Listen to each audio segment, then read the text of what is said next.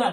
तर 2 दिवसापूर्वी एक सोशल मीडियावर व्हिडिओ व्हायरल झाला होता आणि तो व्हिडिओ त्यांनी एक अज्ञात व्यक्तीने त्यांची व्हिडिओ काढला आणि त्या व्हिडिओ मध्ये त्यांची एक मुलाखत घेतली की आपल्या कन्नड तालुक्याचा भावी आमदार कोण.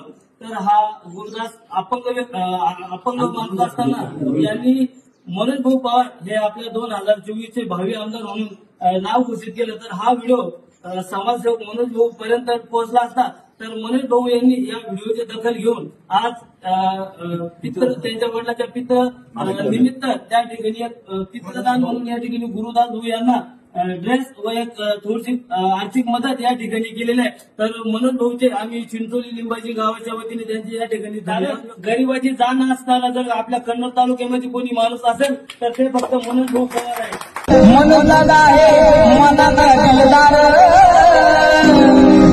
गरीबाला एकमेव आधार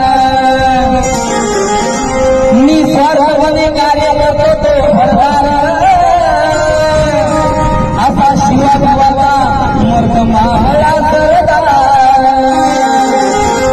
मनोदाच्या मनामध्ये आहे विकासाचा